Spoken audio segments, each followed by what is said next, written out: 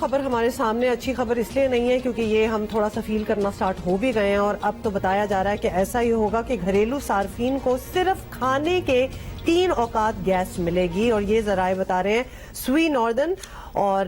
صنعت اور commercial sectors کو بھی گیس سپلائی مشکل ہوگی، یہ بھی انہی کا کہنا ہے۔ لاہور سے ابھی یہ پتہ لگ رہا ہے لاہور کے کن علاقوں میں ابھی آلریڈی لوڈ شیڈنگ ہو رہی ہے، کن میں گیس آ رہی ہے، ہم جواد ملک سے جانتے ہیں، ہمارے ساتھی ہیں۔ جواد بتائیے گا کیا سٹیٹس ہے گیس سپلائی کا ٹو ڈومیسٹک یوزرز اور پھر انڈسٹری لاہور اور اس کے سراؤنڈنگز میں؟ جی بالکل، آپ نے بالکل بات درست کی کہ ابھی تو سردی آئی نہیں ہے، اور اس کے ساتھ ہی سوئی ناردرن گیس حکام نے، سوئی ساؤدرن حکام نے یہ بالکل انتباہ جاری کر دیا ہے، اور اس حوالے سے نہ صرف تمام چیمبرز میں جا رہے شروع ہو گئے ہیں بلکہ عوام کو بھی انہوں نے بذریعہ کمپین کہہ لیں یا خبروں کے ذریعے کہہ لیں، یہ بالکل الارمنگ سچویشن سامنے رکھ دی ہے، اور اس حوالے سے ہم نے جو ڈیٹا دیا ہے اور اس میں یہ بالکل واضح بات ہو گیا کہ اس وقت جو سسٹم گیس ہے، یعنی ہمارے قدرتی جو وسائل ہیں وہاں سے 700 ملین کیوبک فٹ گیس ہمیں مل رہی ہے، اور جو RLNG درآمد شدہ گیس ہوتی ہے وہ ہمیں 700 سے 900 ملین کیوبک فٹ کے قریب مل رہی ہے۔ یہ ٹوٹل اگر اسے ملائیں تو 1600-1700 ملین کیوبک فٹ گیس بنتی ہے، لیکن ہماری جو ڈیمانڈ ہے وہ چونکہ نومبر شروع ہو چکا ہے، سردی آ چکی ہے، نہ صرف گیزر کئی علاقوں میں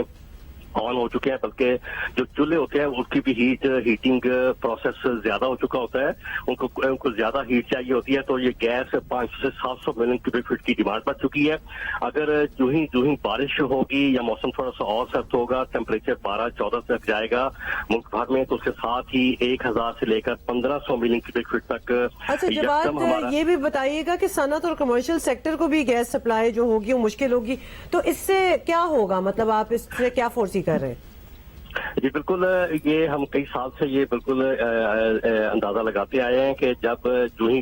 ڈیمانڈ بڑھتی ہے تو اس کے ساتھ نہ صرف گھریلو صارفین کو مشکلات کا سامنا ہوتا ہے، انہیں صرف چند گھنٹے یا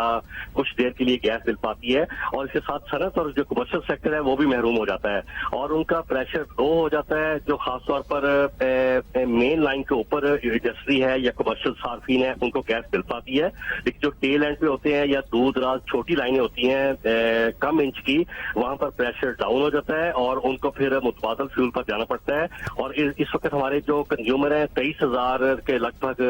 کمرشل کنزیومر ہیں، اور بڑی انڈسٹری جو ہے 500 سے 600 کے قریب ہے، اس بلکہ سے زیادہ ہی ہوگی، تو یہ تمام صارفین متبادل فیول پر چلے جاتے ہیں۔ پاور سیکٹر کو بھی گیس کٹ کر دی جاتی ہے، فرٹیلائزر کو کٹ کر دی جاتی ہے، CNG کو کٹ کر دی جاتی ہے، تو پھر اس کے بعد کٹنگ کا سلسلہ شروع ہو جاتا ہے، تو کچھ صارفین کو مل پاتی ہے، لیکن اکثر صارفین جس میں صنعتی صارفین ہوتے ہیں، کمرشل اور جو گھریلو صارفین لاکھوں کی تعداد ہوتی ہے، وہ گیس سے 3 مہینے اندازہ لگا لیں، نومبر، دسمبر، جنوری اور 15 فروری تک یہ صورتحال اسی طرح رہے گی۔ آپ صبح کے وقت بیپر بھی لیں گے، لوگوں سے پوچھیں گے بھی، اور آپ کے گھروں میں بھی ہمارے گھروں میں گیس نہیں آئے گی، اور ابھی جو